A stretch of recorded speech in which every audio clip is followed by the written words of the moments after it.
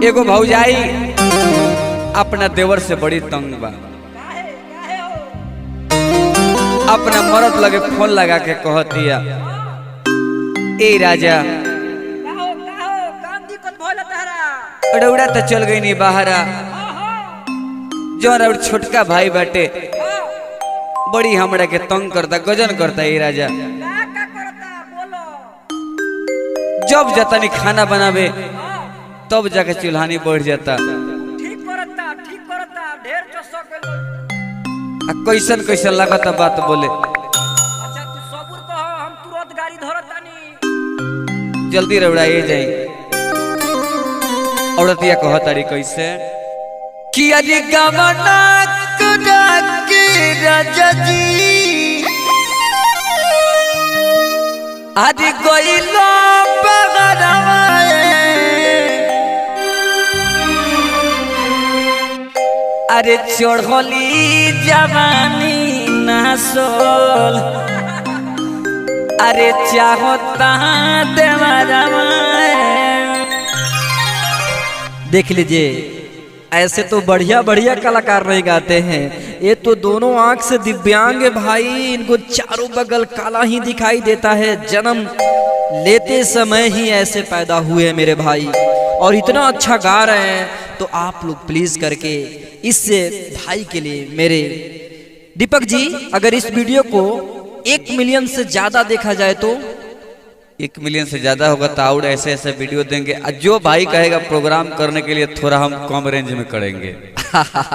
अगर आप लोग भाई को बुलवाना चाहते हैं तो बस हम लोगों का बस खर्चा चाहिए, हम लोगों का प्रोग्राम चाहिए, बस रात भर के लिए रंगारंग कार्यक्रम हम लोग करेंगे। तो सुनाइए दीपक जी, आई।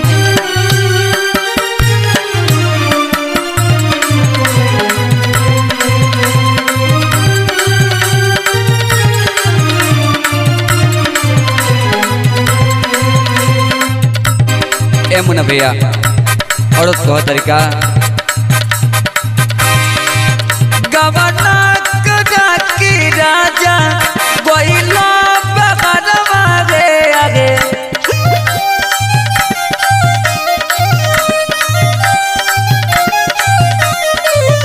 गवना करा के सैया गइलो बगरवा रे आगे, चढ़ली जवानी हमार लुटता देवरवा रे आगे।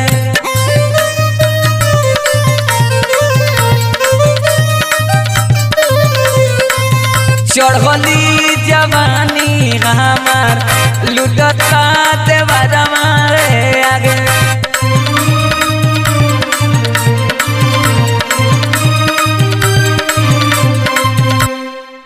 तो देखिए, ये जो आप सुन रहे हैं ना, एक बाजे का कमाल हम एक ही बाजा से बजा रहे हैं। देखिएगा,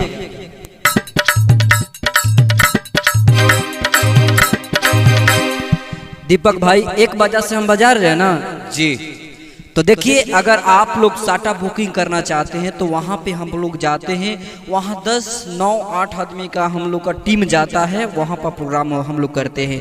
अभी यूट्यूब पे देख रहे हैं तो बस 2 ही आदमी काम कर रहे हैं, और वहाँ पर भी हम एक ही बाजे से दिखा देंगे। लेकिन ऐसा है कि एक बाजे से थोड़ा मतलब हम लोगों को अच्छा नहीं लगता है ना, तो पूरे म्यूजिशियन के साथ में जाते थे और भी बढ़िया होता है ना। सुनाइए।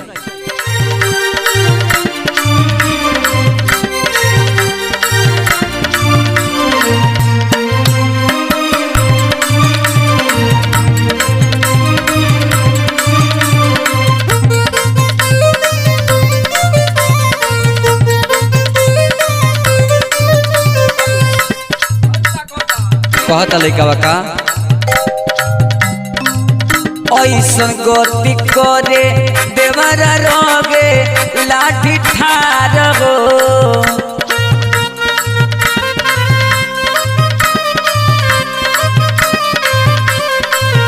जब खाना जाई हम बनाई, जगियो न खाली ऊ हो जा लातुआर हो।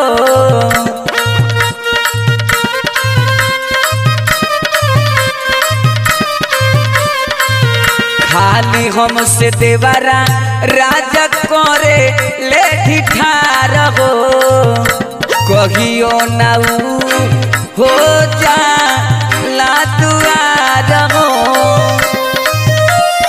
मुन्ना भैया कहता का हमारा से खाली लूटल जगला लगनवा रे आगे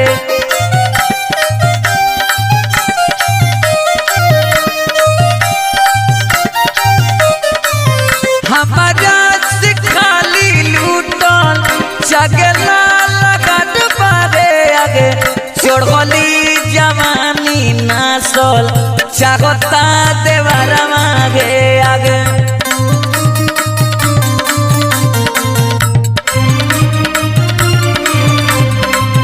चढ़ली जवानी नासल चागता देवरा मागे आगे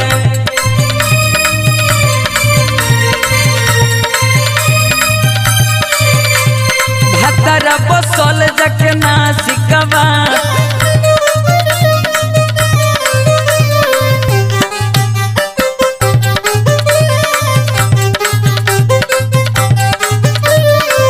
क्या बात है।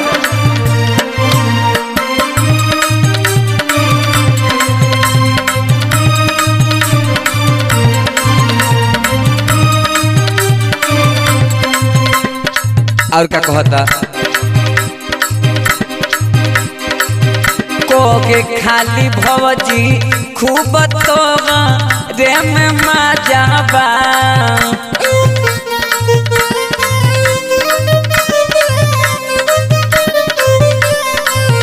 दिलवा दिमाग अब तो रे लगता जगबा